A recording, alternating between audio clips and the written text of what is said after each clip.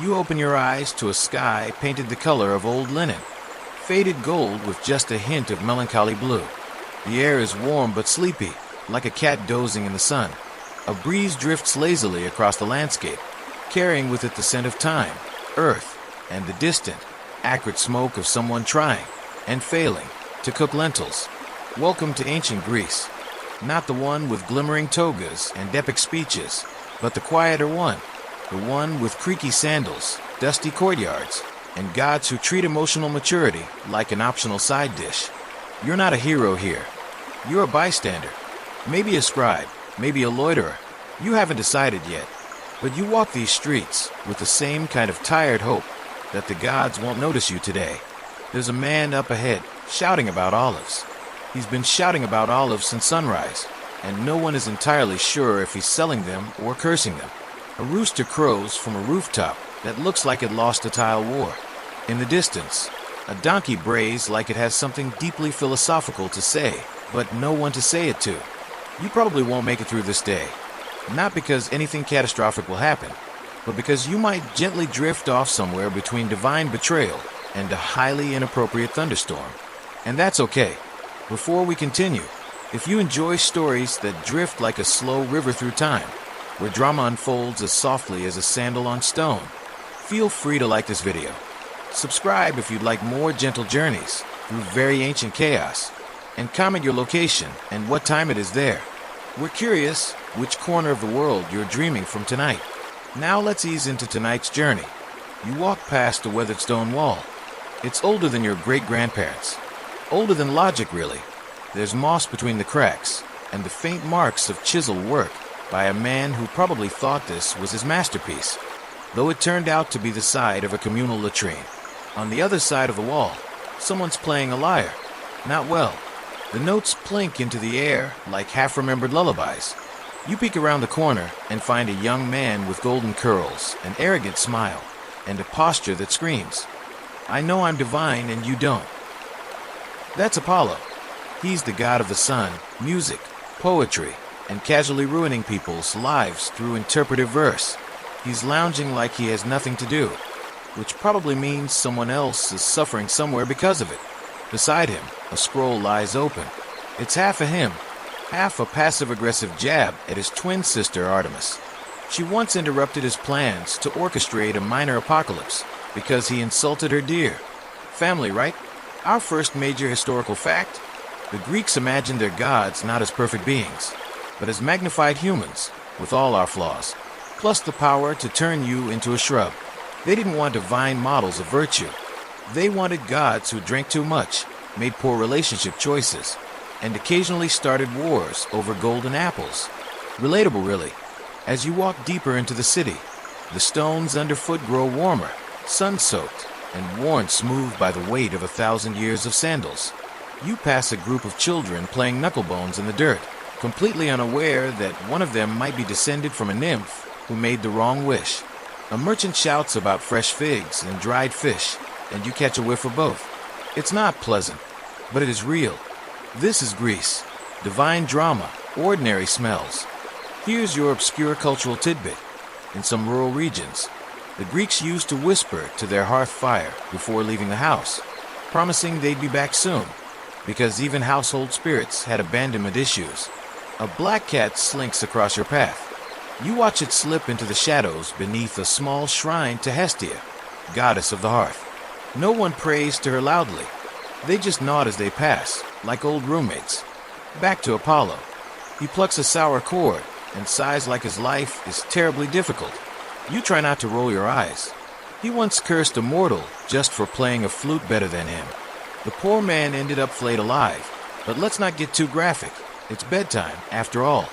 Scholars still debate whether that particular myth was meant as a warning against arrogance, a symbolic tale of artistic rivalry, or just a weird day in the life of a deeply insecure sun god.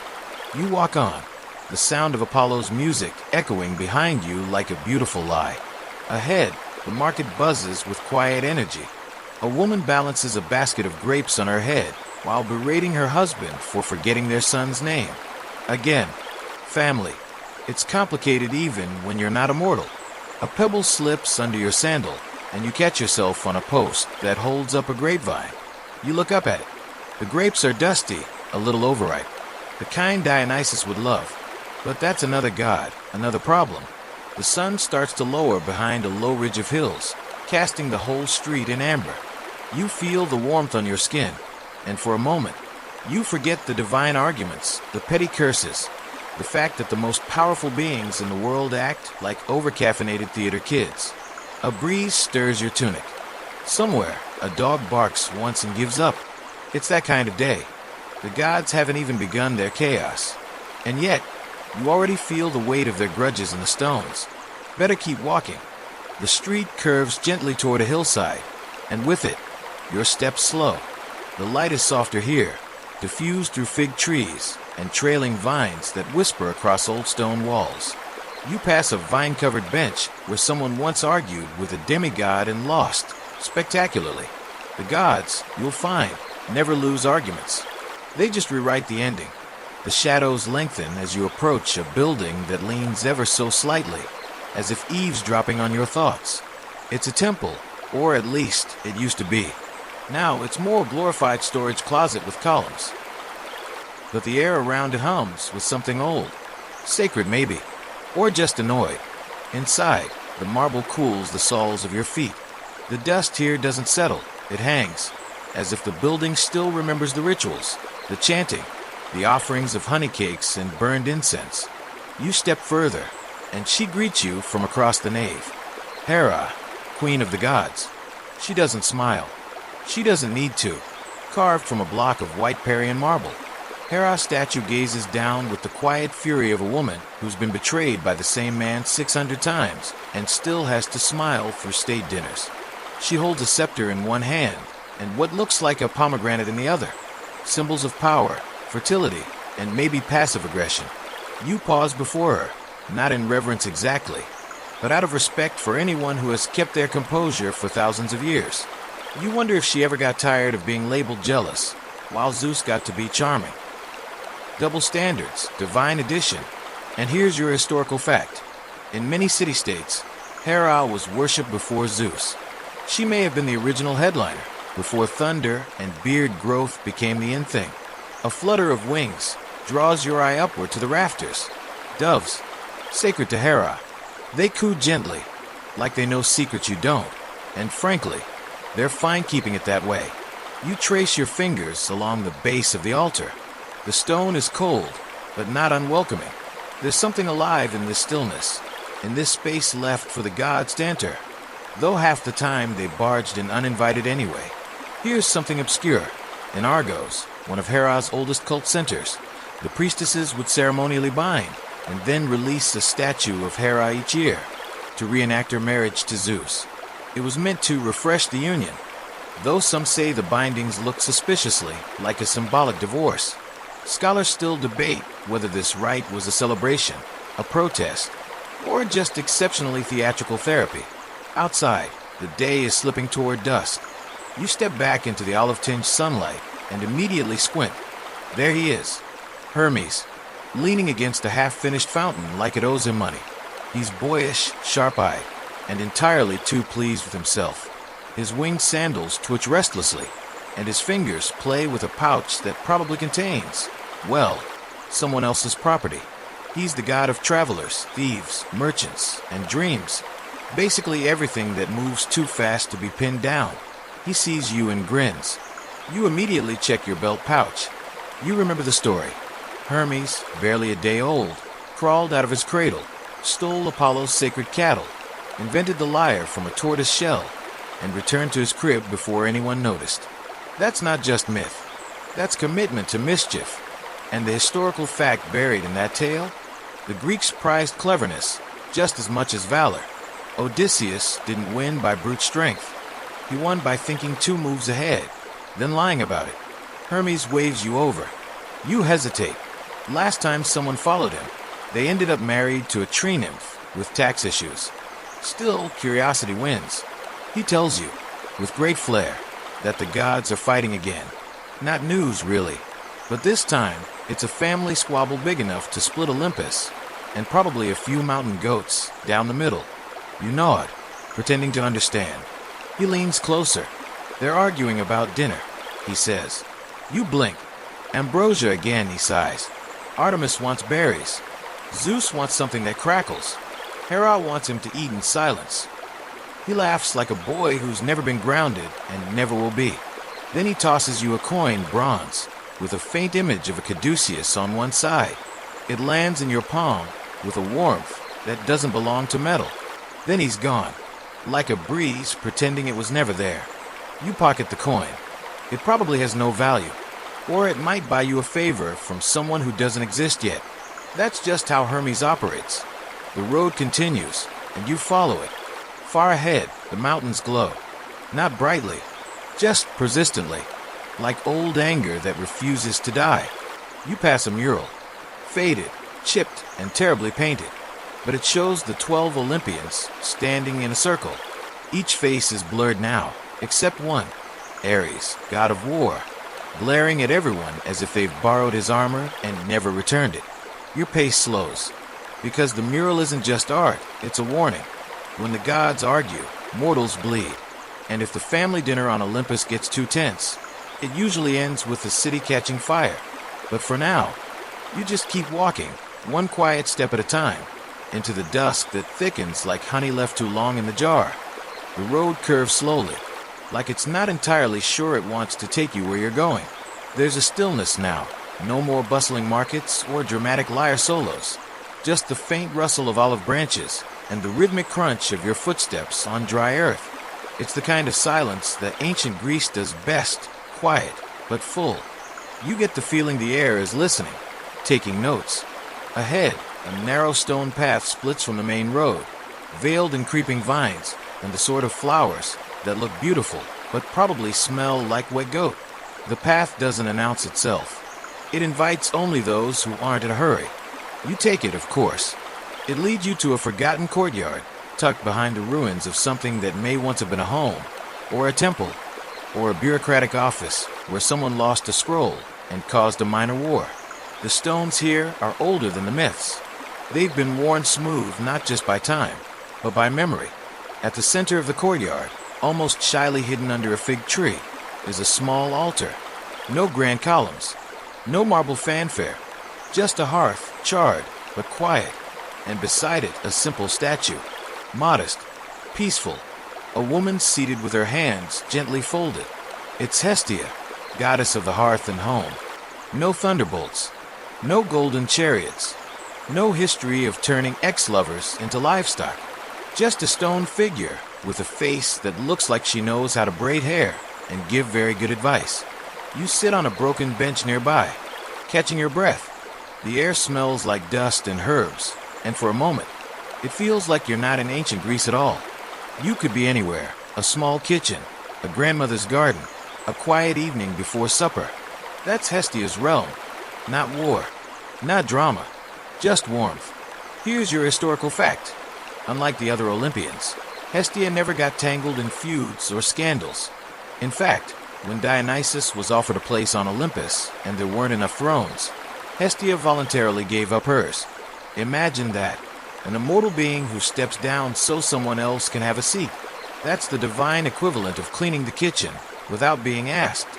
As you sit in her quiet presence, you hear a sound, a tiny one, a bird maybe, or the coals of a long-dead fire, sighing in memory. Nothing stirs, but you feel watched, not in a threatening way, but in the way a warm home watches over its occupants. Here's your obscure tidbit. In many Greek homes, the hearth was considered the literal and spiritual center of the household. Guests were not truly welcomed until they'd sat near the fire. It was not just warmth, it was hospitality, connection, peace. The hearth wasn't a luxury, it was a promise. Scholars still debate whether Hestia's role diminished because she wasn't dramatic enough for epic poetry, or if her simplicity was too sacred to be trivialized in verse. Either way, she's still here, still silent, still holding it all together. You rise slowly, dusting your hands on your tunic. There's something grounding about this visit, like tying your sandals just a little tighter before a long journey. Back on the path, the trees begin to part, and you notice the change in the air. It's a little more charged now. The light has sharpened around the edges, and the shadows seem slightly more aware of themselves. That's when you see the amphitheater. It yawns wide across a clearing, built into the slope of a hill like a shell half buried in time. Rows of stone benches curve toward the stage, now overgrown with ivy and the determined chaos of nature. And there, in the center of it all, stands a woman tossing a golden apple. You don't need to be introduced. You know her, Aphrodite. She's radiant, of course, effortlessly, annoyingly. Her hair doesn't blow in the wind, it creates the wind. Her robe clings in a way that suggests it studied art history. She's not posing. She just exists that way, because of course she does. She catches your eye and smiles, just faintly. Then she tosses the apple again, higher this time. And you remember the story. The wedding of Peleus and Thetis. Everyone was invited except Eris, goddess of discord. Naturally, she crashed the party anyway and threw a golden apple inscribed to the fairest. Hera, Athena, and Aphrodite each claimed it. Zeus, being wisely cowardly, refused to decide. So he passed the apple to Paris, a mortal prince of Troy, who ultimately chose Aphrodite in exchange for the love of Helen. It's always love, or lust, or apples. Here's your historical fact. The myth of the Judgment of Paris was central to many Greek tragedies and epic poems. It wasn't just gossip, it was foundational to the narrative of the Trojan War, that great romantic disaster/political allegory. Aphrodite finally speaks. Her voice is low and warm, like wine too early in the afternoon. "Do you think it was fair?" she asks. You hesitate. "I didn't ask to be worshipped for beauty," she continues. "I simply didn't say no." She steps closer, the apple still in her hand. "The truth is," she murmurs, "mortals destroy themselves far better than we ever could." A pause. Obscure tidbit. In certain mystery cults, Aphrodite was not just a goddess of romantic love, but of the cosmic force of unity, the principle that binds the universe. So yes, she was love, but not just the fluttery kind. She was gravity. Scholars still debate whether this version of Aphrodite came before or after her image as a coquettish goddess. Some argue that both are true, that the divine can be shallow and deep at once.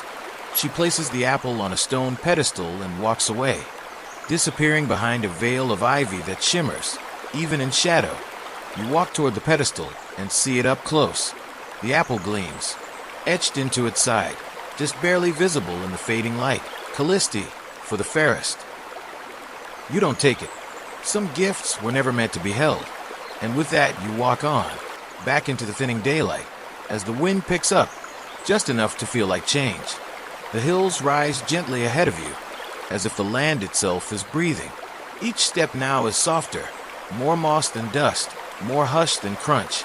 The sun, lowering behind a veil of golden haze, stretches shadows into long, sleepy fingers. You're not entirely sure where this path leads, but at this point, it would be rude not to find out. A tree leans overhead, a gnarled olive, ancient and unbothered, its bark knotted like a storyteller's knuckles. You run your fingers along its trunk and get the distinct impression it has seen things. Divine things. Terribly awkward things. From somewhere above, a thunderclap grumbles. Not a warning, not a threat, just a little reminder that he's watching. And sure enough, there he stands. Zeus. He's not hurling lightning or riding a storm cloud. No fanfare, no choir of celestial praise singers. Just a tall man in a white tunic that somehow resists all wrinkles. His beard is precisely the kind that makes mortals write oaths into stone, and his eyes are the kind of gray you find in stormy water before you realize you've stepped too far. He stands beneath the olive tree like he owns it, which, to be fair, he might. You stop. He doesn't speak right away. Finally, with a sigh heavier than Olympus itself, he says, "Do you know how exhausting it is being the king of the gods?" You raise an eyebrow, politely, respectfully. He is, after all, the reason goats tremble. He gestures vaguely at the sky. Every time something goes wrong, blight, earthquake, sibling drama, guess who gets the blame? You consider mentioning that he did turn into a bull that one time just to seduce a Phoenician princess. But maybe not now. Here's your historical fact. Zeus wasn't just the top god. He was the embodiment of law, order, and the binding force of oaths. His name was often invoked during legal proceedings in ancient Greece. So yes, he was your god of thunder, but also your divine courtroom stenographer. He paces a bit. The grass doesn't dare flatten beneath him. You try managing a family of immortals with control issues, he grumbles. I should have just stayed in Crete. Obscure cultural tidbit. In some early versions of the myth, Zeus wasn't always based on Mount Olympus. In Crete, they worshipped him as a dying and reborn god tied to agriculture. Less thunder, more seasonal metaphors. That version of him wouldn't recognize this thunder-wielding CEO with control issues. He turns to you again. I didn't want the throne. I just didn't want my father to keep eating his children. You know it. That seems fair. He sighs and looks at the apples still glinting faintly in your hand. The one Aphrodite gave you, or didn't give you, depending on how metaphorical you're feeling. Do you know, he says, how many wars started because someone wanted to be the most something? You shrug. He smiles. Not warmly. More like a man who's seen a lot of tax audits. Vanity, he mutters, is the one mortal trait we never had to invent. Then he's gone. No dramatic exit. Just a blink in the wind. One moment a god.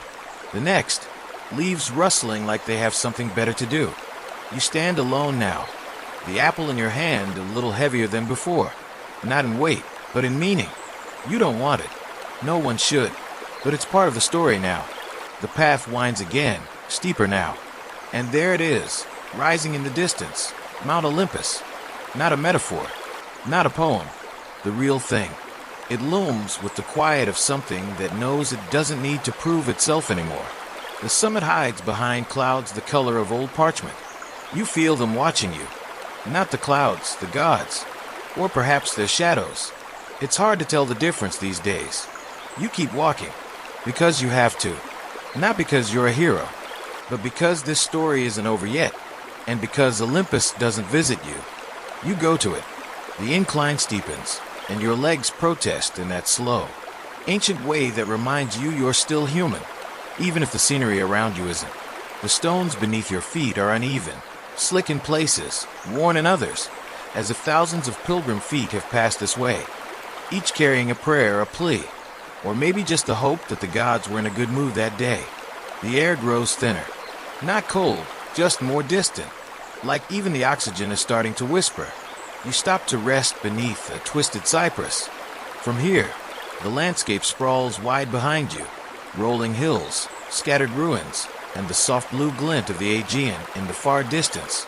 The world looks calm from here, as if no god has ever turned jealous. No brother has ever thrown a thunderbolt. No love has ever been traded for a kingdom.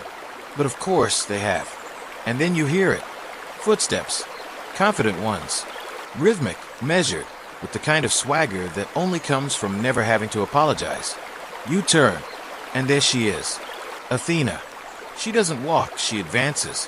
Her armor gleams despite the setting sun, her shield slung casually across her back, her expression a precise mixture of intelligence and judgment. If wisdom had a favorite child, it would be this woman. If war had a lawyer, it would also be this woman. She nods at you, a gesture that says, I have already evaluated your entire personality and chosen to tolerate it. You smile back, awkwardly. She speaks, and her voice is crisp. Not cold, just decisive. They say knowledge is power, she begins. But power without restraint is just noise. She pauses beside you, gazing out toward the sea. Zeus forgets that sometimes. So does Ares. So do mortals, usually around age 17. You stay silent. She seems like the kind of deity who expects you to know when not to interrupt. Here's your historical anchor. Athena wasn't just the goddess of war. She was the goddess of strategy, tactics, wisdom, weaving, oddly enough. Her cult in Athens was massive, and her temple, the Parthenon, was less a building and more a citywide resume in stone. Obscure cultural tidbit? Some ancient festivals to Athena involved weaving a new peplos robe for a statue each year, presented with ceremonial dances and chants. Imagine a fashion show, but for the divine embodiment of city planning. Athena turns slightly toward you. Mortals think the gods fight because we're flawed, she says. But that's not quite it. She kneels, yes, kneels, and picks up a shard of broken pottery half buried in the dust. It's painted with the figure of a soldier, one arm raised, one foot slipping. She brushes it clean. We fight, she continues, because our stories are written by mortals, and mortals understand conflict far better than peace. You ask her what peace would look like. She doesn't answer, not with words. Instead, she stands, glances at the apple in your hand, and raises an eyebrow so subtle it could cut marble. You're carrying trouble, she says, almost amused. You offer it to her. She shakes her head. I don't want it. I never did. That's the difference between me and Aphrodite. She embraces the chaos. I solve it. And with that, she walks away, up the mountain, toward a temple that hasn't existed in centuries, but still casts its shadow over history. You watch her go, and then you keep climbing. Higher now. The sky darkens to a velvet purple. Stars blink open one by one, like old friends wondering if you're still up. And then music, soft at first, then louder, wild, uncontrolled, slightly out of tune but entirely committed. You know who this is. A vine slips across your path. Wine drips from a grape you didn't notice crushing under your heel. And out from the trees, smiling like he's just remembered the best part of the joke he wasn't telling, comes Dionysus, wearing a crown of ivy, no shirt, one sandal. He raises a cup, grinning. You look like someone who needs a break. You do, but you're not sure this is the break you need. And yet, here you are. Dionysus twirls the cup in his hand, wine sloshing dangerously near the brim, yet never quite spilling. A small miracle, or perhaps just practice. His smile is too wide to trust, and his eyes shimmer with the kind of mischief usually reserved for middle children and extremely confident cats. You don't speak. You just watch. He doesn't mind. Everyone thinks I'm about parties, he says, gesturing with the cup like a philosopher who forgot he's not in a symposium. Which is fair. I am the god of revelry, madness, drama, theater, altered states of consciousness, and hangovers. He raises the cup to his lips, drinks, and wipes his mouth with the back of his hand. But they forget I'm also the god of escape, the god of breaking the rules, because sometimes the rules deserve it. You glance at the grapevine curling lazily around your ankle. It doesn't tighten. It just lingers, like a friend who's had too much wine and needs a minute. Historical fact time. Dionysus was one of the last Olympian gods to be accepted into the mainstream Greek pantheon. Early on, his cult was considered too foreign, too emotional, too wild. But over time, his worship grew, especially among women, artists, outsiders, and anyone else who found the rest of Olympus a bit too polished. Obscure cultural tidbit? In some rural festivals, Dionysus's followers would wear masks and run through the woods at night, singing and shouting. It was believed the more chaotic the ritual, the more likely the god would arrive and bless the village. Though sometimes he'd just turn someone into a tree. He leans in, whispering now. You know the difference between me and Apollo, he asks. Apollo's about perfection, harmony, order. Me, I'm about letting go, cracking the shell, feeling too much and liking it. A pause. You'd be surprised how many people need me more than they need him. Then a laugh, quick, bright, utterly sincere. Anyway, he says, you're climbing Olympus. Good luck with that. Most people don't even know why they're doing it by the time they reach the top. But I like you. So here. He tosses something into your hand. It's small, smooth. A stone carved with the image of a mask, one side smiling, one side frowning. For the journey, he says. One face for the world, one for yourself. You'll need both. You try to thank him, but he's already dancing away, barefoot and laughing, vanishing into a patch of moonlight that wasn't there a second ago. You stand for a moment in the silence he leaves behind. Not empty, just different, like the quiet after a storm that made you feel something unexpected. You tuck the little mask stone into your satchel. You don't know what it's for. Not yet, but it hums against your fingertips like it knows your name. You walk on, and then in the distance, echoing up the path like iron on marble, You hear the unmistakable sound of armor. Not the decorative kind, the used kind. Ares is coming. The air grows heavier, and even the grass seems to flinch. When he appears, there's no mistaking him. Ares doesn't wear his title. He is his title.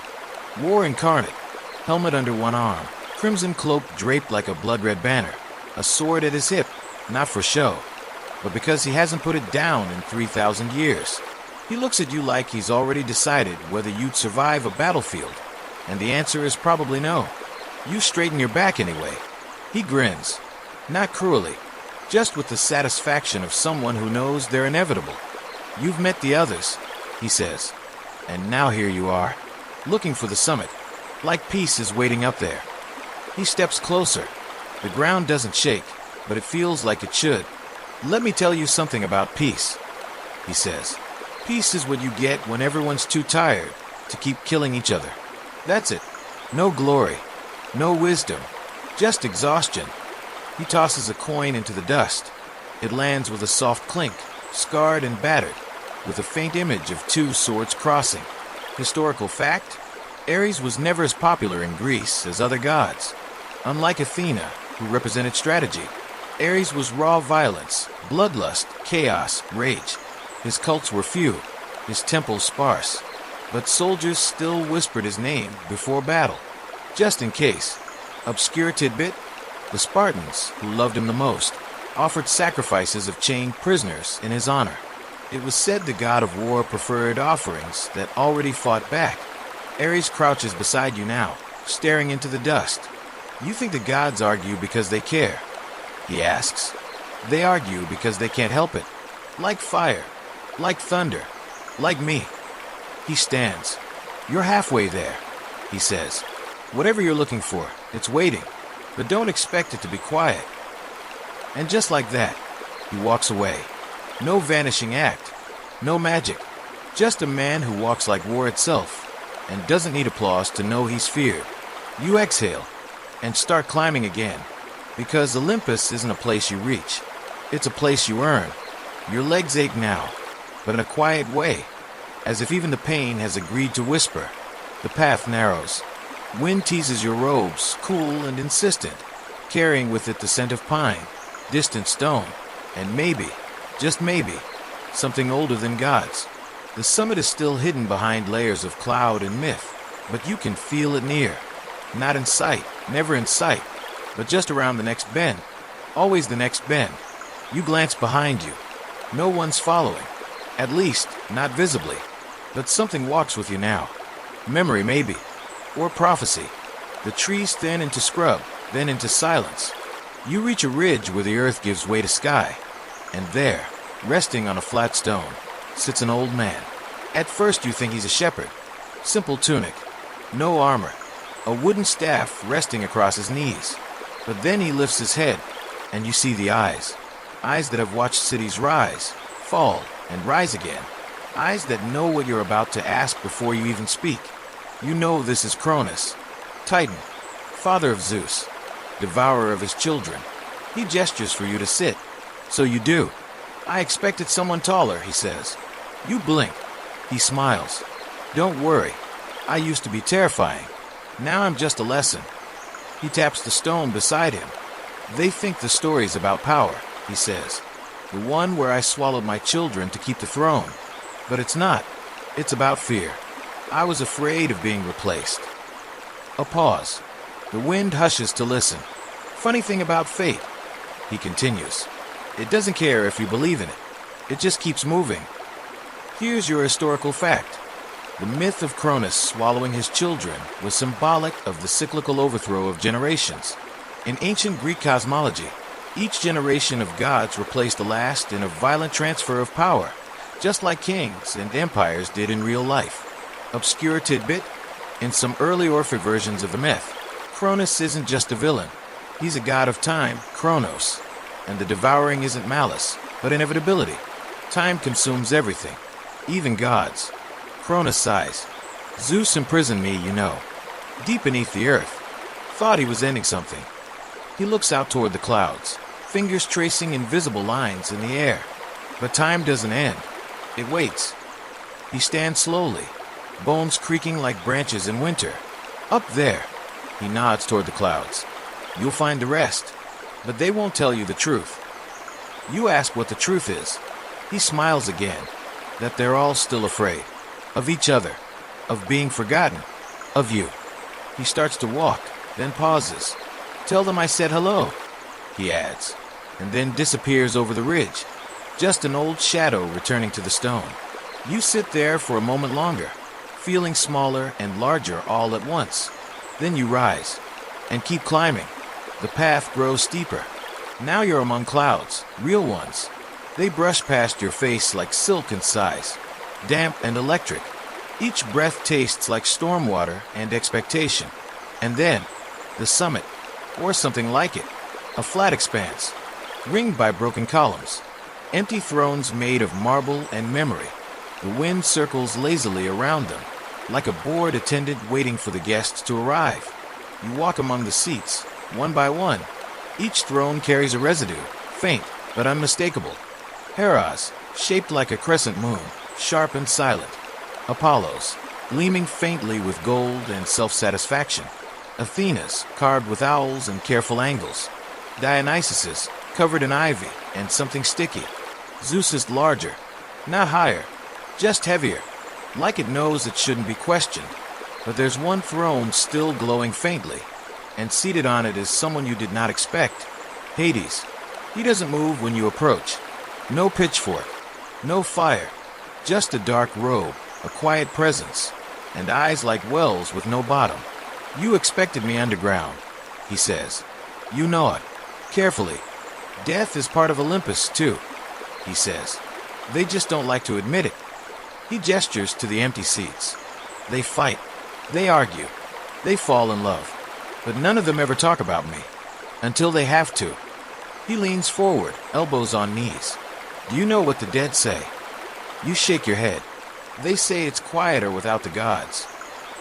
Here's your historical fact. Hades was never considered evil in ancient Greek belief. He wasn't Satan.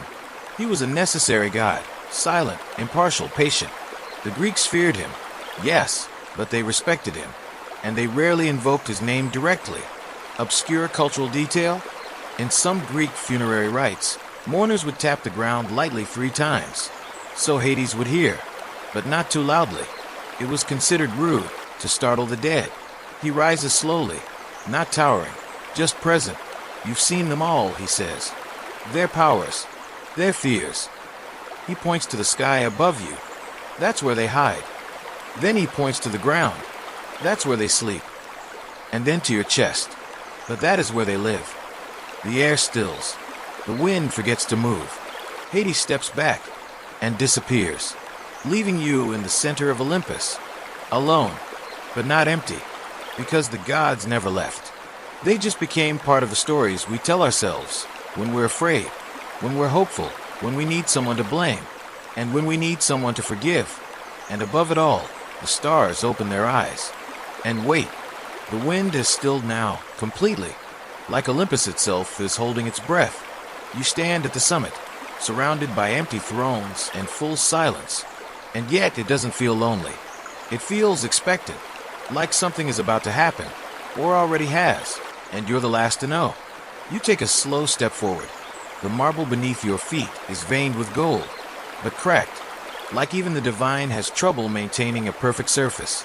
A small bird hops along a broken archway, nothing sacred, just curious.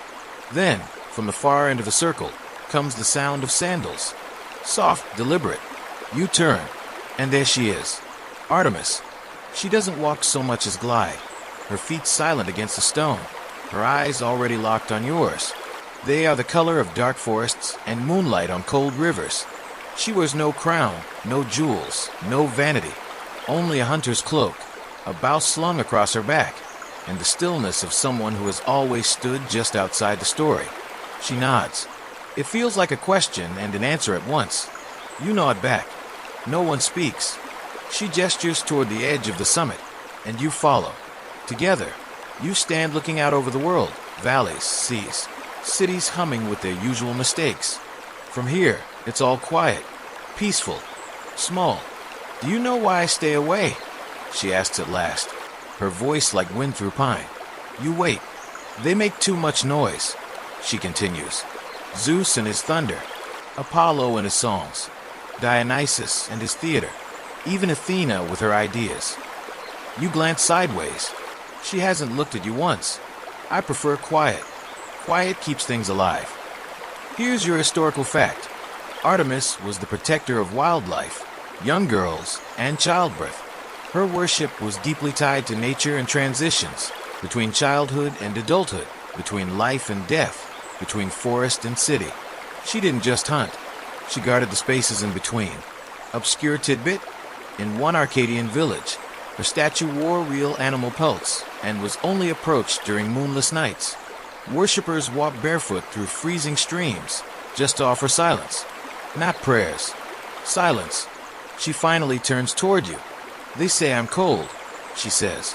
But you can't track stars with fire. You need stillness. Patience. Then she steps closer and touches the apple you still carry. I didn't want it, she says. I never did. That's the secret no one tells. She presses it gently back into your hand. It's not cursed, just noticed. She leaves then, as quietly as she arrived, and you know better than to follow her. You stand alone again. The apple gleams faintly in your palm. Callisti, for the fairest. You think about what that means now, after Hera, after Athena, after Aphrodite, after all their arguments, their pride, their pain. You think about how a single compliment, written on gold, shattered a kingdom. You think about how often beauty has been mistaken for value. You sit down on the edge of the summit, legs dangling into cloud, and then you hear footsteps. Again, but slower this time. Older, less interested in making an impression. You don't look up. You already know who it is. He sits beside you with a sigh. Doesn't speak for a while. Just watches the clouds. Funny place to end up, says Hephaestus. His voice is gravel and forged smoke, softened by long use. You glance at him. One leg crooked, hands calloused, face half scarred by flame, half lit by something kinder. Never wanted the throne, he says. Just wanted to be left alone with my tools. Historical fact. Hephaestus was the god of fire, forge, and craftsmanship. Married to Aphrodite, sort of. Thrown from Olympus by Hera, also sort of. The gods didn't respect him much, but they needed him. Every throne, every weapon, every perfect chariot, his. Obscure tidbit? In one island tradition, he wasn't crippled from birth, but chose to limp, out of sympathy for humanity's struggle. He hands you something. A small, twisted ring of bronze. Cool to the touch. Rough in the places that haven't been polished smooth. You'll need this more than the apple, he says. You ask why. He shrugs. Because people remember symbols. They forget work. You slip the ring into your pouch beside the mask. It feels heavier than it looks. He stands, stretching joints that sound like old doors. They'll never agree, he says. The gods, the mortals, the myths. Doesn't matter. You ask what does matter. He smiles crookedly. That you keep walking anyway. And with that, he's gone. Not vanishing. Just returning to his forge somewhere beneath the world. You're alone again. Except you're not. The sky above you stretches wide and silent. The thrones behind you stand empty, but watched. And in your satchel, a mask, a ring, and an apple. The beginning of a story. Or maybe the end. You linger at the summit longer than you should. The clouds move slowly here, as if reluctant to pass by. Time bends just slightly, like it's nodding off. You sit cross-legged on the marble floor, the thrones of gods behind you, and the mortal world laid out like a faded tapestry ahead. You feel small, but not insignificant. More like a detail in a much larger painting. You reach into your satchel, the bronze ring, the dual-faced mask, the golden apple, 3 things that don't belong to you, and yet have made themselves at home. Then, from the shadow of a column that wasn't there a moment ago, you hear a voice. You've been collecting souvenirs. You turn slowly. Hermes again, but different now. The smirk is gone, the cloak darker. He leans against a cracked pillar like it owes him an explanation. They've all spoken to you, he says. Apollo with his pride, Athena with her plans. Ares with his noise, Aphrodite with her thorns. Even the quiet ones found you. You know it. Did you learn anything? He asks. You consider your answer. That they're all afraid. That their powers are borrowed. That being a god is just being a person with a longer memory and more permanent consequences. Instead, you say, I think they're tired. He smiles. And it's genuine this time. They are, he says. Immortality is exhausting. He walks over and crouches beside you, eyes scanning the apple in your palm. Funny thing about that, he says, tapping it with one finger. Everyone blames the apple, but it didn't choose. It didn't speak. It didn't twist anyone's arm. He leans closer. They did that all by themselves. Historical fact, the golden apple myth, commonly known as the Judgment of Paris, was recited in countless versions, from Homer to Hesiod to unknown local poets. And in nearly every version, the apple itself remains silent, blameless, just there, obscure tidbit, and a few obscure fragments from the islands. It suggested that the apple was originally meant for Persephone, a gift of spring, of renewal. Somewhere along the line, it became a weapon instead. You ask Hermes why he's here. Someone had to walk you out. He replies. No one ever talks about what happens after Olympus. He stands, dusts off his tunic, and stretches his arms like someone waking from a long nap in the wrong timeline. They all think their stories are the center, he says. But you're carrying all of them now. He gestures toward the mask, the ring, the apple. 3 truths, he says, and none of them simple. Then he starts walking down a slope you hadn't noticed before. Narrow, mist-covered, but clear. You follow. The world changes as you descend. Not in any grand, magical way. No glowing portals or shape-shifting trees. Just little things. The air grows warmer. The clouds thin. The scent of laurel and whetstone fades into lavender and soil. You're returning, not to where you began, but to where people still argue over gods, still write poems about jealousy, still blame fruit for the choices of kings. Halfway down, you pass a cairn, just a pile of stones stacked by hand. No inscription, no god's name. But someone stopped here. Someone remembered. Hermes pauses beside it. You'll forget most of this, he says. Dreams usually do. You ask if it was all a dream. He shrugs. Maybe. But then again, what is it? You reach the base. The forest reappears slowly, familiar and soft. A path winds ahead. The sort of path that leads to villages, or kitchens, or quiet mornings. Hermes stops. You go on from here. You glance down at your satchel, suddenly heavier. Use them if you must, he says. But remember who gave them. He winks, then vanishes, not dramatically, just like he was never there to begin with. And you start walking again. The apple glows faintly in your bag. The mask presses gently against your side. And the ring? You slip it on. Because sometimes the things the gods leave behind aren't curses or blessings. They're tools. And it's up to you what kind of story you build with them. The path grows softer underfoot, less stone, more soil. You walk through trees that hum with the lives of mortals again. Birds call out with no divine message to deliver. The wind no longer carries prophecy. Just leaves. Just dust. Just the present. You're off the mountain now, but the mountain is not off of you. You've changed, though nothing on the outside shows it. Not yet. The village comes into view slowly. Small rooftops. Thin smoke rising from crooked chimneys. A dog barking like it owns the sunrise. You recognize none of it, but it feels familiar, like a story told to you long ago, in a language your body remembers before your mind does. You walk into the square, and no one notices you're a person who's spoken with gods, which, honestly, is a relief. An old man waters a clay pot of time. A woman scolds her son for chasing chickens. A baker wipes flour from his forehead and waves at no one in particular. You sit at the edge of a fountain and close your eyes. The apple, the mask, the ring, they rest beside you like dreams brought into daylight. They don't glow. They don't hum. They just are. And for the first time, you wonder, what now? That's when she sits beside you. A young girl, maybe 10 years old. Hair tangled, knees dusty. curiosity pouring out of her like sunlight. She eyes the items on the stone. "What are those?" she asks. You smile. "Stories," you say. She considers that, then points at the mask. "What does that one do?" You turn it over in your hands. One face smiles, the other frowns. Neither feels truer than the other. "It helps you tell the truth," you say, "even when you're pretending not to." She tilts her head. "Why would you pretend?" You think about gods who smile through war, who strategize through tears, who laugh in temples and rage in silence. Because sometimes, pretending is how people survive. She nods like she's heard that before, maybe from a parent who thought she was asleep.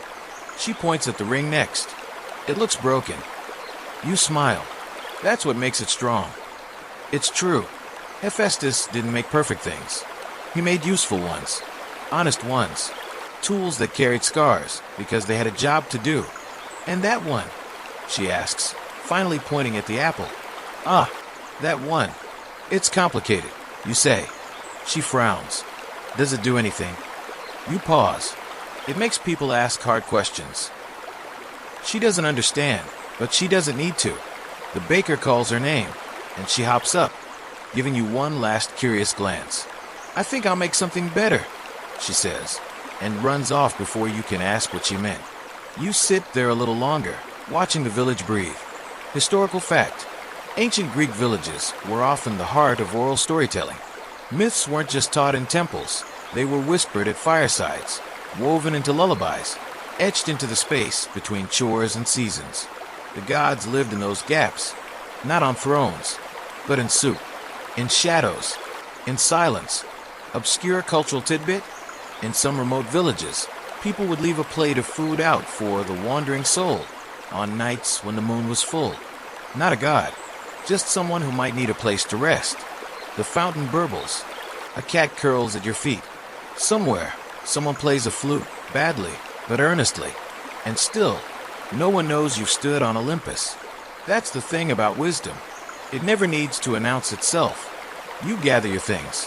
Place them gently back into the satchel. Not because you're done, but because you're ready. The path out of the village doesn't lead back to the mountain. It never does. Instead, it weaves through olive groves, their silver-green leaves trembling in a breeze that's just wind again. Not divine, not symbolic, just wind. You walk slowly now, not because you're tired, but because haste feels unnecessary. There's a rhythm to the world again, a pulse you hadn't noticed before the summit. Chickens cluck in the distance. A pair of farmers argue over fig prices. Somewhere, a donkey brays like it's narrating a play only it understands. You pass an old woman sweeping dust from her doorstep with more care than most people give to their prayers. She looks up, squints at you, then says, "You've seen things." You freeze. She shrugs. It's in your walk. She returns to her sweeping. You keep moving. Eventually, you reach a small crossroads marked by nothing but a stone with two grooves worn deep by wheels long gone. To the left, the road disappears into hills. To the right, it slopes down into vineyards, and you guess, more people, more questions. And in the center, sitting on a low stone wall, is someone you've been expecting. Apollo. Again, but not golden this time. Not gleaming. Just normal. He looks tired. Less like a god. More like a singer who forgot why the song mattered. "Funny thing," he says without looking up. "I used to think light was about being seen." He tosses a pebble into the dust. But it's not. Light is about showing others. You sit beside him. Not too close. Not far either. He glances at your satchel. Still carrying all that. You know it. Feels lighter now. You admit. He smiles faintly. That's what understanding does. Same weight. Different burden. Here's your historical fact. In later Hellenistic traditions, Apollo came to represent more than sunlight. He embodied clarity, reason, medicine, harmony, but also, ironically, plague and sudden death. Light doesn't discriminate. It reveals everything, even the things you'd rather keep hidden. Obscure cultural detail? In Delphi, the priestesses of Apollo, the Pythia, would sit above a fissure in the earth, inhale vapors, and deliver prophecies in cryptic poetry. The belief wasn't that Apollo spoke clearly, just that he spoke truly. If you could untangle it, Apollo sighs. You know, I once tried to explain truth to mortals, he says. They called it madness. He kicks at the dirt. Then I tried beauty. They built statues and forgot the stories. He looks up at you, eyes dimmed but still sharp. Don't let them forget the stories. You promise you won't. Even the messy ones, he adds. Especially the messy ones. He stands, stretches, and looks toward the west. I'll walk with you a while, he says, if you don't mind out of tune whistling. You don't, so he walks beside you. This god who once moved the sun with his chariot, now content to let the sky turn on its own. You talk about ordinary things. Music, bread, the smell of cedar. He hums a melody that might be ancient or brand new. And eventually, he stops at a bend in the road. From here, he says, you won't see us again. Not like before. You know it, but you might hear us. In echoes, in stories, in dreams. He hesitates. Don't try to fix us, he says. We were never meant to be perfect. He offers his hand, not glowing, not burning, just warm. You shake it. Then he walks away, and you keep going, because the road still wants to be walked. The sun hangs lower now, dripping honey-colored light over the fields like some lazy offering to time itself. You walk through tall grass, its dry tips brushing your hands, and feel for the first time in days, or centuries, that the world might be content to let you be ordinary. You reach a ridge where the road splits again. No markers this time, just a flat stone and a tree that seems to have grown sideways out of indecision. You sit, not because you need to, but because thinking feels easier when you're not moving. From your satchel, you pull out the ring, still warm. You turn it in your hand, remembering Hephaestus's words. Not perfect, just necessary. It's then that a voice speaks from behind you. Low, slow, measured like a judge weighing silence. You wear a maker's gift. You look over your shoulder, and there he is. Kronos, not Cronus, devourer of children, but Kronos, time. He does not shimmer. He does not announce. He does not age. He just is. His robes hang like fog. His face is neither young nor old, but impossibly still, like a mountain watching a sunrise. You nod to him, unsure whether to speak first. So you don't. He sits beside you, hands folded like prayer and memory. They chase permanence, he says. The gods, the mortals, even you. You glance at the apple in your bag. They want what cannot be broken, he continues. What cannot be taken. Then he leans closer. But even Olympus will crumble. Even the stars will dim. You ask what's left. He smiles, not cruelly. Softly. Stories, he says. Here's your historical fact. In certain philosophical schools of late antiquity, particularly among the Stoics and Neoplatonists, Kronos was not a god with temples, but a principle. Time was eternal, cyclical, without face or prayer. It did not demand worship. It simply was. Obscure tidbit, some early myths suggested time itself birthed the cosmos, before even Gaia or chaos. A swirling, self-contained motion that cracked itself open. Creation not as a command, but as an accident of rhythm. Kronos offers you something now. A feather. It's simple. Pale gray. No aura. No divine glow. Just soft and slightly curved. What is it, you ask? A reminder, he says. That time carries, but also erases. And you must choose what to write while you can. You hold it gently.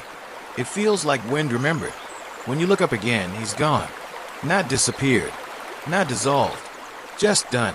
The wind picks up, just slightly, and a few leaves swirl past your boots like they, too, are in on the secret.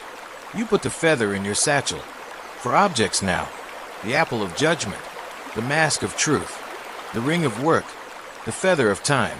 None of them heavy, all of them unbearable. You stand, and the path pulls you forward. As you walk, the world begins to shift again. Not magically, just meaningfully.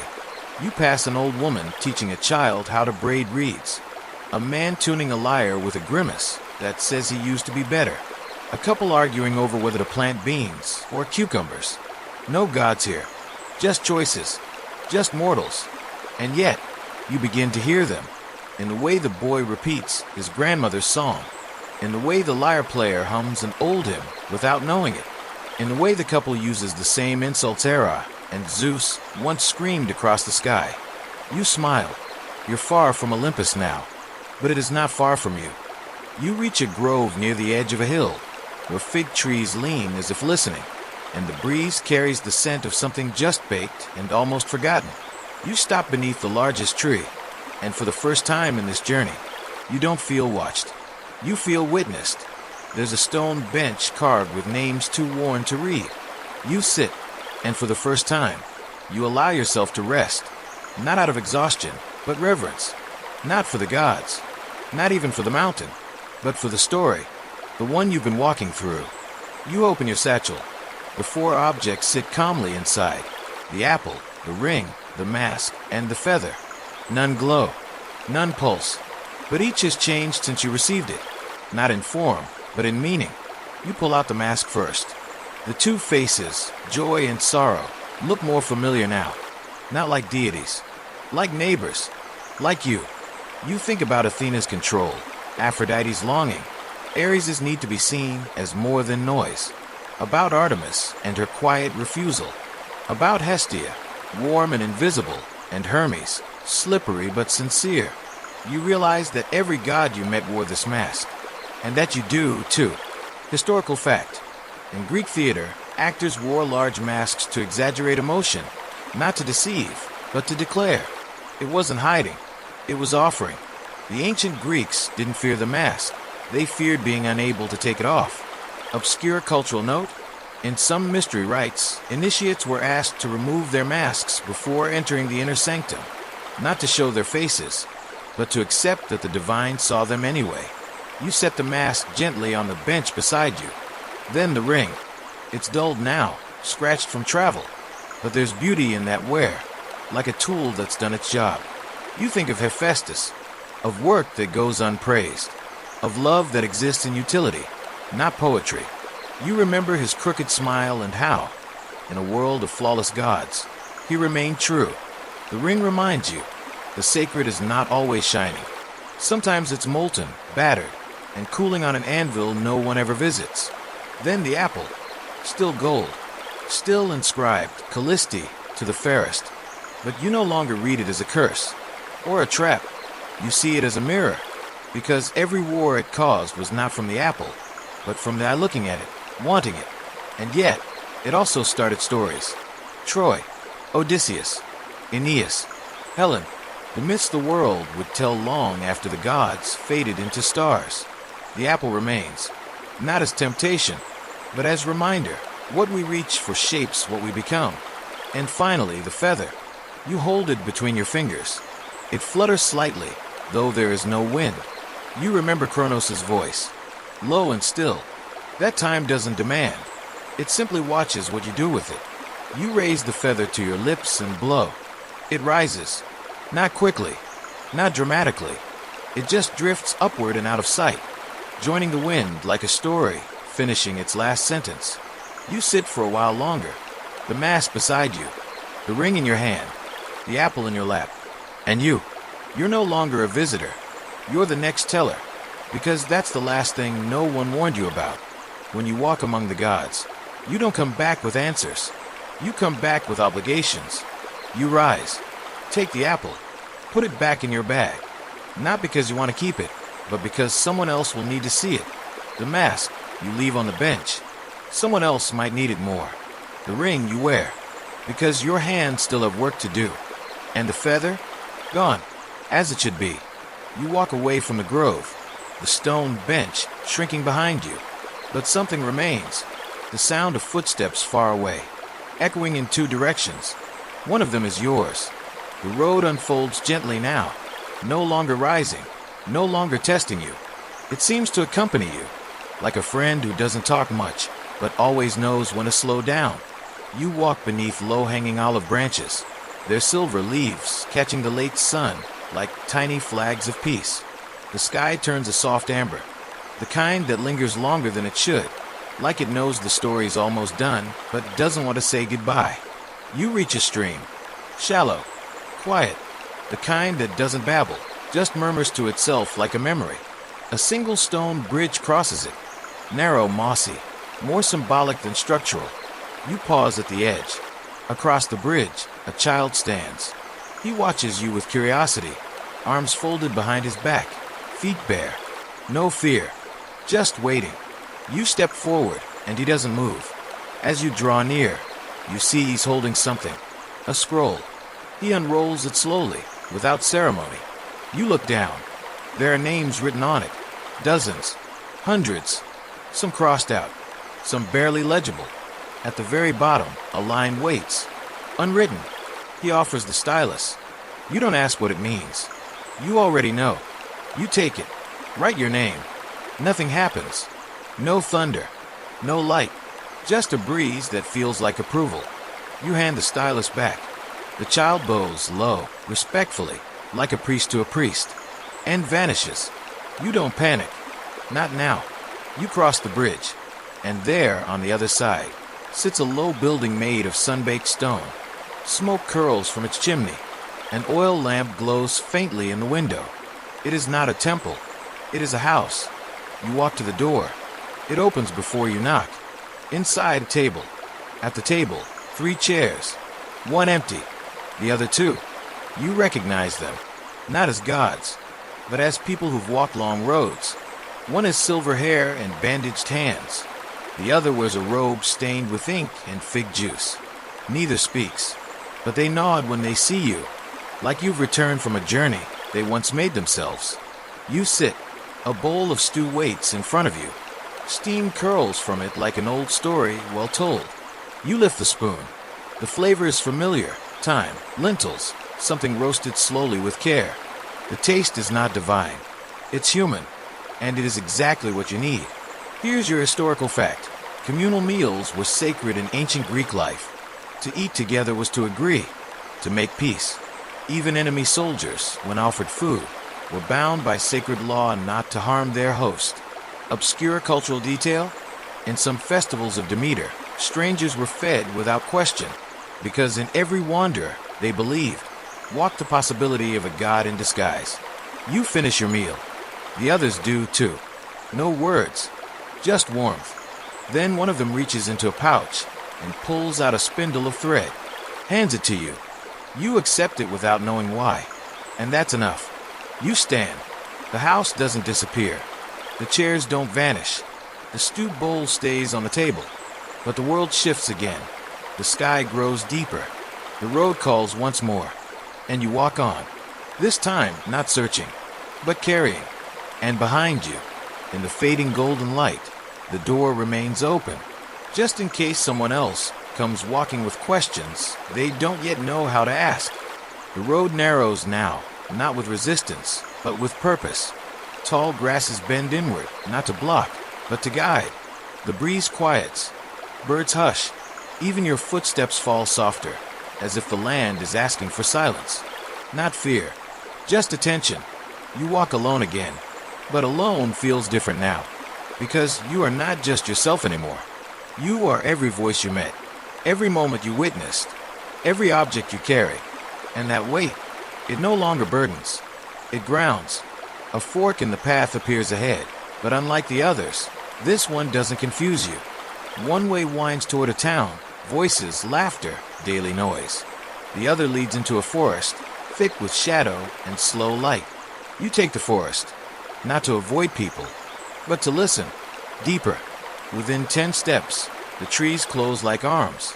The scent of pine and old bark wraps around you. The earth is soft beneath your feet, damp with memory. You reach into your satchel and gently pull out the apple. It doesn't shine anymore. Not visibly. It's warm, though. Softly. Like breath. You don't need to look at the inscription. You've seen it enough. Callisti. You whisper the word. And this time, it doesn't sound like pride. It sounds like a question left unanswered for generations. For the fairest, what? The most loved? The most envied? The most blamed? You keep walking. Eventually, the path curves toward a clearing, a circle of stones. No altar, No flame, just space. Open, waiting. You enter, and there they are. Not as gods, not as beings of thunder or war or judgment, but as echoes. They sit quietly, each in their own place. Hera with her hands folded, face unreadable. Athena watching with quiet calculation. Aphrodite leaning back, eyes tired but clear. Artemis, arms crossed, protective. Hephaestus, fingers tapping something invisible in his lap. Dionysus, smiling faintly, but not speaking. Ares sharpening a stone, perhaps habitually. Apollo with his lyre resting across his knees, silent for once. Even Hermes is there, in the background, arms crossed like he wasn't invited, but came anyway. And Zeus, he's not seated. He stands behind them, watching you. Not like a king, like a father who finally understands his children have grown. You do not kneel. They do not ask. You do not offer the apple. They do not reach for it. Instead, you speak. Slowly, calmly. None of you are whole, you say. They do not argue. None of you are wrong. Still silence. And none of you should be alone. Then, you place the apple gently in the center of the circle. Not as tribute, but as truth. Historical fact. In some rare variations of the myth, the golden apple is never claimed. It's left in a temple to rot, because its power was never in possession, but in the choosing. Obscure cultural footnote: some villages in the Peloponnese buried apples in the fields during bad seasons. Not for gods, but for peace, for fertility, for balance. One by one, the gods stand, not in unison, not perfectly, but together, and they bow their heads, not to you, but to the apple, to the story, to the part they played in making it, breaking it, carrying it. You pick up the apple once more, but it's different now. The inscription is gone. It no longer says Callisti, because it no longer needs to. You step out of the circle, and the gods fade behind you, not vanishing, not gone, just returned to where they've always lived. Not above, not beyond, but within. The road calls again. You follow. The trees part behind you, slowly, as if reluctant to let go. Leaves whisper farewell, not because they grieve, but because they know what you now carry. You walk. The world ahead unfolds not as mystery, but as invitation. The sky is turning toward evening, rich with indigo and streaks of copper. Colors that have no names, only feelings.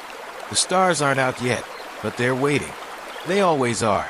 You cross a small stone bridge arched over a stream, so clear you can see pebbles older than myths. The water reflects your face, not just as it is now, but as it was before the mountain, before the gods, before the story changed you. You don't look away. You meet your own eyes. You keep walking. Soon you arrive at a field, flat, wide, ringed with torches not yet lit. There are no temples here, no thrones, only people, laughing, talking, some crying, some dancing with the kind of joy that has no audience and needs none. They are gathered, and when they see you, they pause. Not in shock, in recognition. They make room. A place near the fire opens up. You sit. Someone offers you bread. It's warm, torn by hand. You take it. You eat. It tastes like flour and salt, and the care of someone who never met you, but decided you mattered anyway. No one asks who you are. They just speak. They talk about old dreams, about near harvests, about losing sheep and finding children, about falling in love and staying anyway, about their parents, about the moon, about how sometimes they feel the gods near, not in thunder, but in breath. And you listen. Here's your historical fact. In ancient Greece, communal storytelling wasn't confined to poets or priests. Everyone told stories. Around fires, in workshops, on fishing boats. Truth wasn't owned by scribes. It was shaped by everyone who dared to remember. Obscure cultural note: in some island villages, the role of keeper of stories wasn't given to the oldest, but to the most quiet, the one who heard most, not the one who spoke loudest. A child leans against your side. She sees the apple in your satchel. "Is that for a god?" she whispers. You shake your head gently. "It's for whoever needs it next." She nods, satisfied. She doesn't ask your name. She doesn't have to. You're not the main character anymore. You're the thread.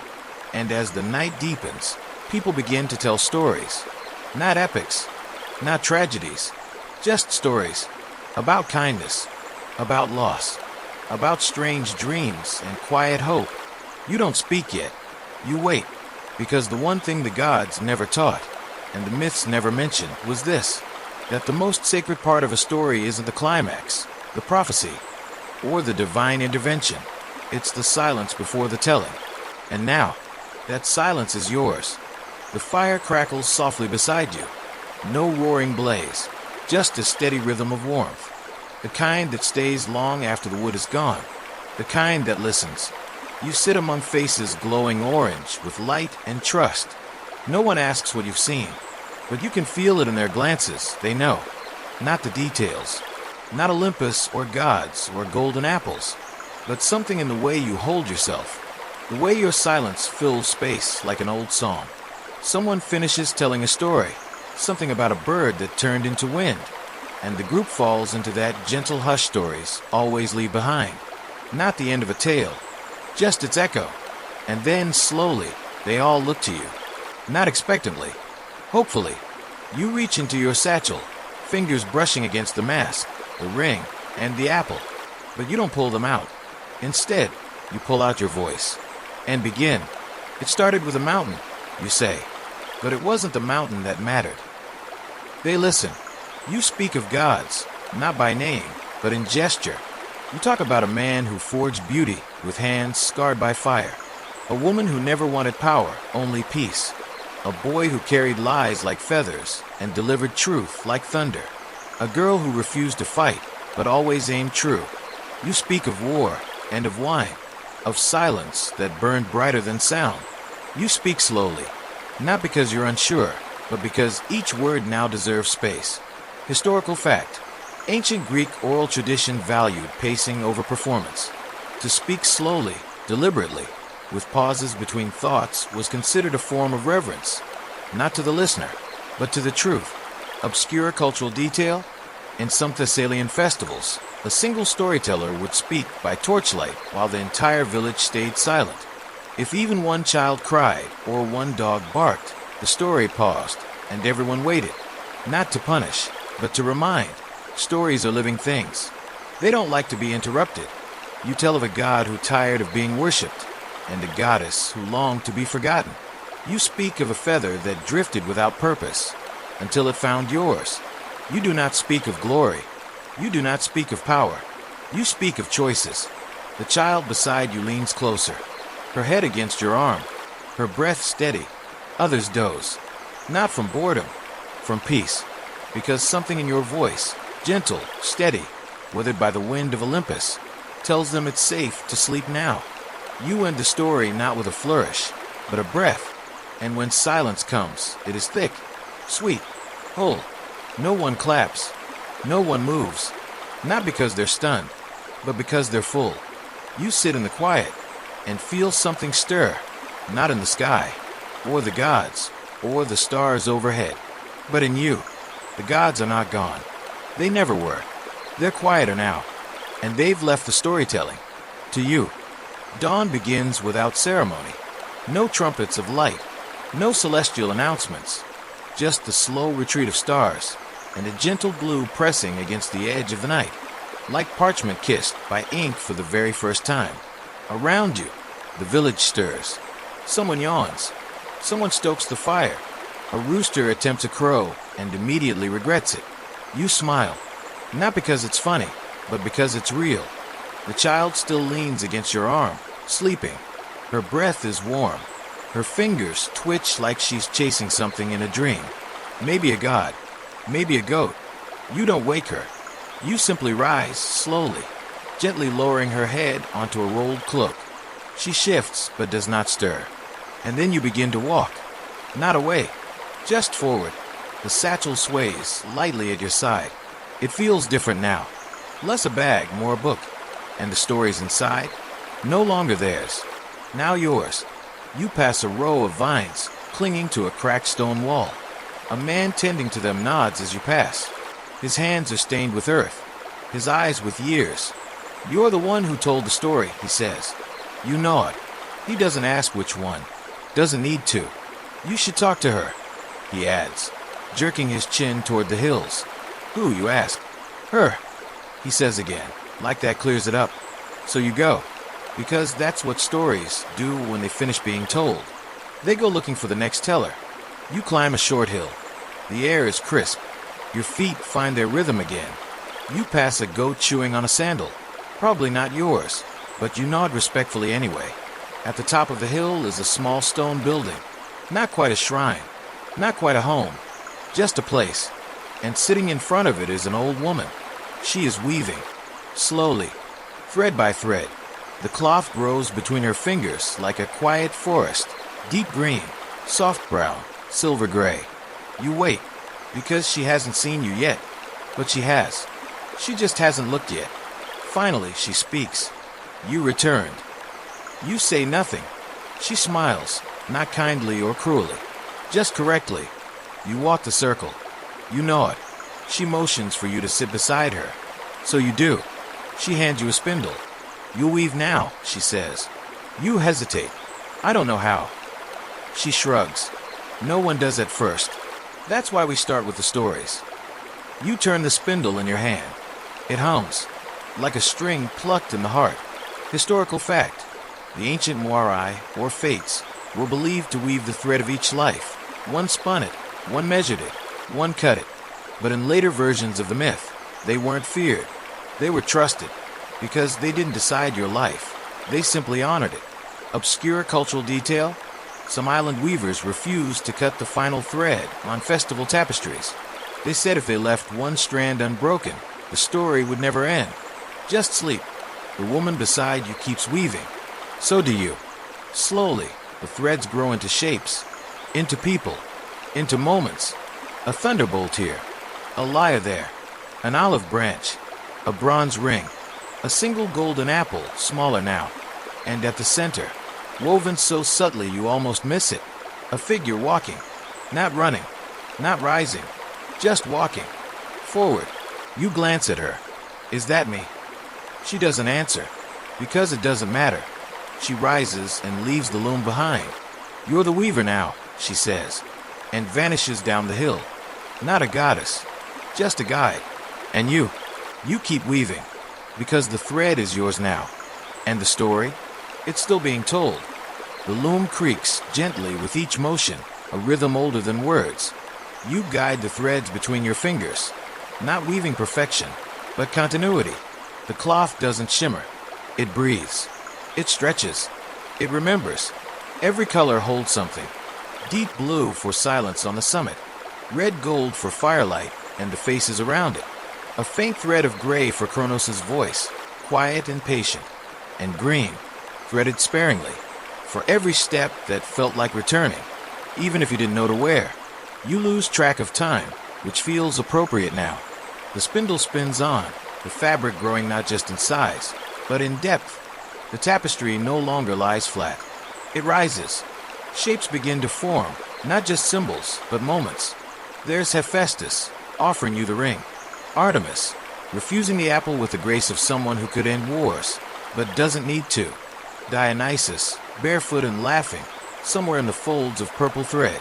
And Hermes, always at the edge of the pattern, half-formed, never still, always watching. Each figure appears not as a god, but as memory. Not exaggerated, but simplified. Essential. You pause when you reach the apple. Its thread is gold, but not bright. Dull, actually. Like something once burnished, now softened by use. You weave it into the center. Not as treasure, not as danger. Just as truth. Not for the fairest, but for whoever carries the weight of meaning next. You sit back. The loom is still, but the tapestry glows, faintly. Not with magic, with completion. You exhale, and that's when you hear it. Footsteps, not approaching from the road. Below, you step outside the small stone house. The air is crisp with early morning. Fog curls across the ground like a veil slowly withdrawing. And from that fog emerges someone new. A traveler. They carry no satchel. Their face is young, but their eyes are already looking upward, toward mountains. Toward questions they don't yet know how to form. They stop when they see you, They don't speak. You hand them the mask. You don't explain. You don't need to. They accept it, gently, reverently. Then they continue on, toward the road, toward the path you once climbed. And you return inside. Roll up the tapestry. Place it on a shelf. You write one word on the wall beside it. Begin. Here's your historical fact. In some parts of ancient Greece, particularly during Eleusinian rites, initiates were sworn to silence. Not because the secrets were forbidden, but because words would never do them justice. The experience had to be lived. Obscure cultural detail? In a few rare traditions, a storyteller's tools, scrolls, instruments, even cups, were passed not to family, but to the next person who asked the right question. Asking, it turns out, was sacred. You sit by the door as the sun rises again, not as a god, not as a hero, but as a keeper.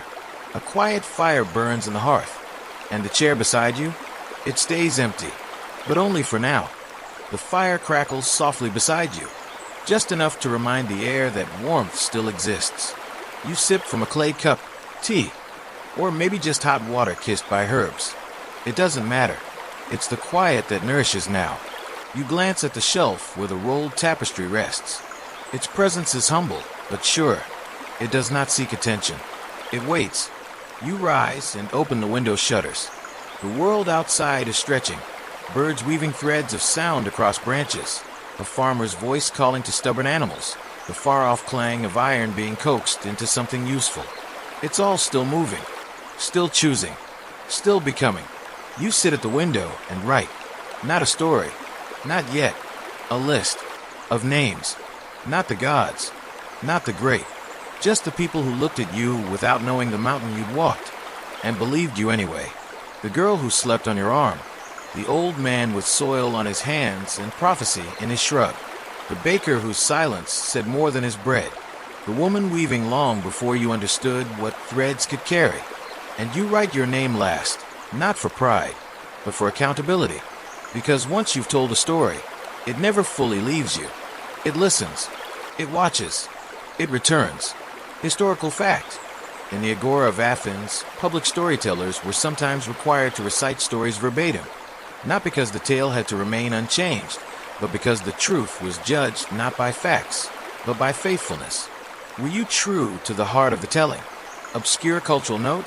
In some fishing villages, young apprentices weren't allowed to speak for the first year. They worked the boats. They were expected to listen to the sea, to the stories, to the rhythm of nets cast and pulled back in. They were taught. You cannot speak of a thing until it has passed through your hands. You set the list aside. The door creaks open. Another traveler. You don't turn. You know the sound. New shoes. Tentative breath. A question in the shape of footsteps. They stop behind you. Is it true? They ask softly. You smile. What part? They don't answer, because they don't know yet. So you pour them a cup, point to the empty chair, and say, "Sit. There's a story I've been saving." You begin again, not at the beginning, but where they need to begin, because the tale doesn't belong to the mountain, or to the gods, or even to you. It belongs to the one who dares to carry it onward. And on this quiet morning, in this house with no name, you tell it once more, gently, clearly, and always, as if it's the very first time. You speak slowly, not because you are uncertain, but because some stories deserve to breathe between the words. The traveler listens, cup warm between their hands, the steam rising like the memory of a dream they've only just remembered. You can see the moment it happens, the shift, the realization that the tale is not just something they're hearing. It's something that has begun to recognize them. You tell them of a girl who refused a golden apple, of a forge lit not by fire, but by frustration, of a mask that never lied, only reflected, of a ring that wasn't beautiful, but was never broken. You mention a feather. They gnaw it too quickly. It means something. They don't know why yet. But that's how it always begins. The fire crackles. The shadows on the wall stretch like they, too, are leaning in. You pause at the right places. Let the silence speak when the story asks for it. And by the time the cup is empty, the traveler is no longer asking, "What happened next?" They are wondering, "What now?" Historical fact. Ancient rhapsodes, wandering storytellers, carried not just verses, but fragments of histories, laws, and shared memory. They were libraries with feet. People listened not to be entertained, but to remember who they were. Obscure cultural tradition. On certain Aegean islands, when someone told a story late at night, the listeners would leave a pebble by the hearth before going to sleep, so the tale would know who had heard it and visit them in their dreams. The traveler places something on the table. A stone, pale gray, smooth as water, unremarkable to anyone else. To you, it says everything.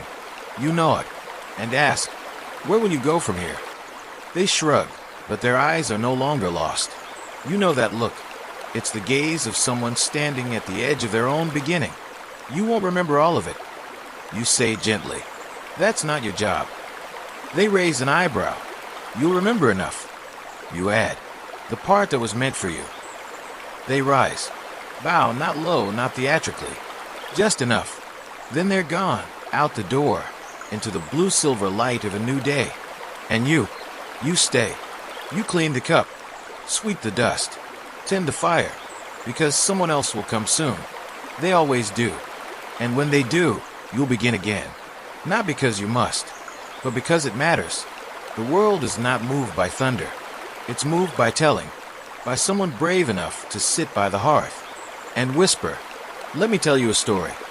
The house is quiet again, not empty, just resting, like a lyre whose strings have just been plucked, still humming softly in the wood. Outside, the sky changes clothes once more, shedding gold for blue, blue for rose, rose for velvet. You step outside, stretching your back with the ease of someone who no longer hurries. The earth smells warm, alive. You walk to the edge of the path, where tall grasses part for a worn trail. The kind of trail that doesn't lead somewhere new, but leads back to where new things wait in old places. You carry nothing in your hands, and yet you hold everything. A woman on a cart passes by. Her donkey snorts at you like it knows something you don't. She squints. Are you the one with the story? You smile. Which one? She chuckles and waves you on. Another traveler meets you down the road. Young, barefoot, holding a flute that's clearly more ambition than instrument. They say, "I heard you climbed the mountain." You say, "I walked it." They think about that. Then they say, "What's up there?" You pause, remembering the thrones, the gods, the silence that answered better than voices. You say, "Perspective." Then you keep walking. Historical fact. In many Greek myths, heroes rarely return to where they started unchanged. But they do return. The journey outward is always mirrored by a journey inward. That's the pattern, the shape, the lesson. Obscure cultural note. In one village near Pylos, children were told that stories grow heavier the closer you get to home. Not because they're sad, but because they know they'll be carried with you from now on. You pass a tree carved with initials. Some you recognize, most you don't. And there's comfort in that, because stories are not meant to belong to one person. They belong to the walk, to the voice, to the listener who waits in the dark for the sound of the first sentence. By dusk, you find another fire. Not your hearth, a new one. Someone's waiting there alone, cradling a cup, staring into nothing. You sit across from them. Don't speak yet. The silence asks for space. And finally, when the moment opens, they say, "I lost the thread." You reach into your pocket, pull out a small piece of the old tapestry you've kept for moments like this. It's simple, frayed, but still connected to everything. You hand it over. They clutch it like it means something. And now it does. You do not tell your story. Not tonight. Tonight, you listen. Because stories don't always begin with a voice. Sometimes they begin with an ear. The fire glows low and amber, like it's shy tonight. The stars above blink patiently, no longer demanding to be named after gods or tragedies, just content to be seen. You sit across from a stranger as their fingers trace the edge of the tapestry scrap. They don't speak, but their silence is no longer empty. It's waiting. So you do what storytellers do when words haven't arrived yet. You wait with them. The logs shift. Embers sigh.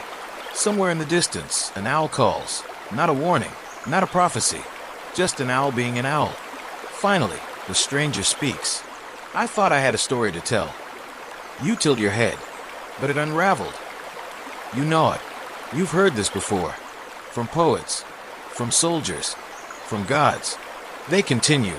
I tried to hold it together, but the pieces, they didn't make sense anymore. The ending changed.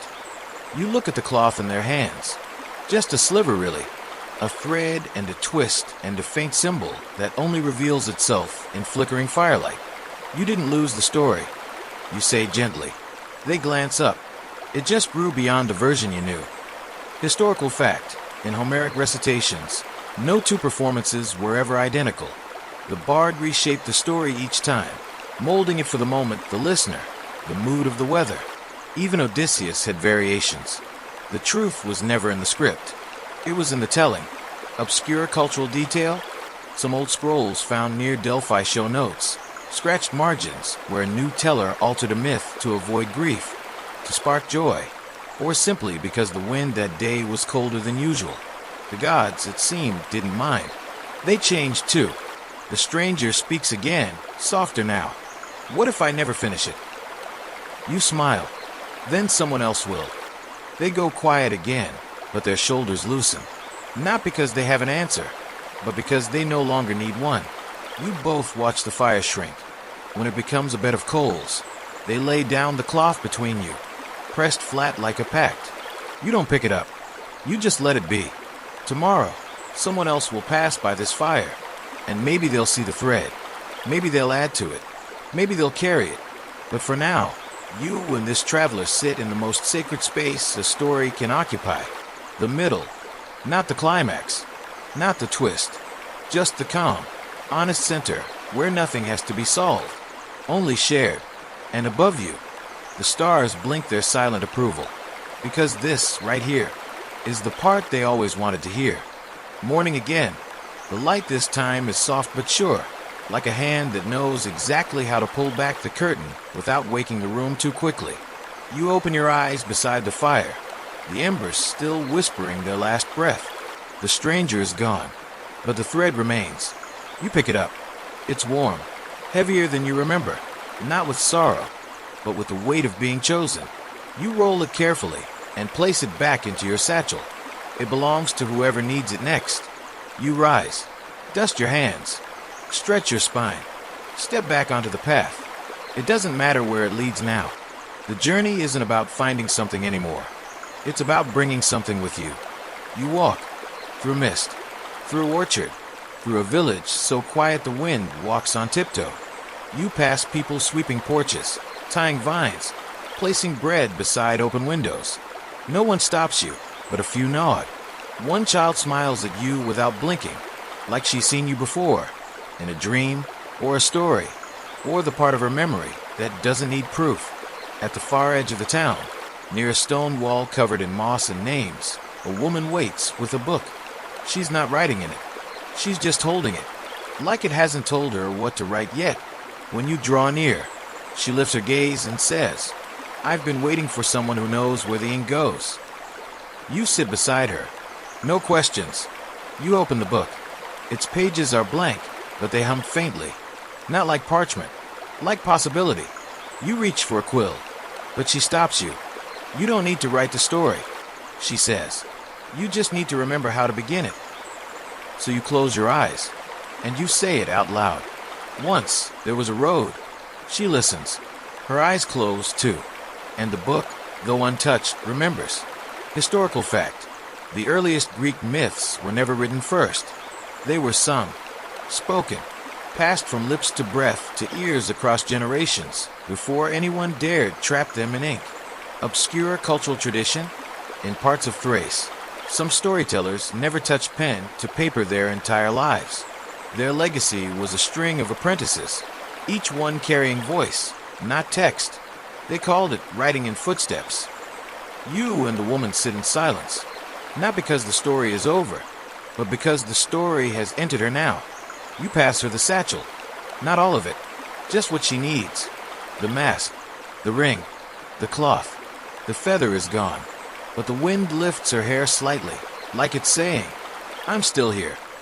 She stands and walks the other way. You do not follow. You've done your part, and for the first time in a very long time, you walk with empty hands and a full heart. Evening again, not in the sky, not in the air, just inside you. A gentle dusk settling in the soul. You've walked enough, not in distance, but in depth. The land no longer stretches in front of you as a question. It simply walks with you, step for step, thought for thought. You reach a grove you don't remember entering, yet feels familiar. The kind of place that waits for people to become quiet enough to find it. The trees here are tall and silver-barked. They shimmer faintly in the fading light. Not magic, just memory. Leaves flutter without wind. Not because they're restless, but because stories are being folded into their branches. You sit beneath one of them. No satchel now. No task. Only time. You breathe slowly, and the air breathes with you. The world feels paused, not stopped, just listening. So you speak, not to anyone in particular. I walked among gods. Your voice sounds gentle in this space, like it too remembers what it once was. I carried what they gave me. You pause. I passed it on. And then you whisper the oldest truth, not of the myths, but of the walk. And still, I am only one of many. You lean back against the tree, close your eyes, and let yourself drift, not to sleep, but to stillness. The leaves above you shift with slow, rhythmic care. A breeze moves through the grove like a lullaby with no melody, just a sensation of calm wrapping itself around your shoulders. The sky dims gently, the colors softening from rose to lavender, then to the gray-blue of memory. There are no stars yet, just the suggestion of stars, waiting quietly, like old friends who never left. Your breathing deepens. Each inhale, a reminder that you've made it. Each exhale, a thread unwinding from the loom of your mind. The stories are behind you now, but not gone. They sit quietly in the corners of the world, inside an apple left on a shrine, a ring on a hand that still holds tools, a mask laid on a bench beneath a fig tree, a feather that disappeared into the wind, but never truly left. You are no longer holding them, but they are holding you. You feel the weight of nothing, and it is everything. Somewhere far off, someone begins a story, and it does not begin with once. It begins with now. So rest. You've traveled well, and tomorrow, someone else will take the path. Someone else will find the gods, and if they are quiet, if they are ready, they might find a bench with a mask, a satchel of thread, a story waiting in the wind, and they will know you were here, and you left the road open.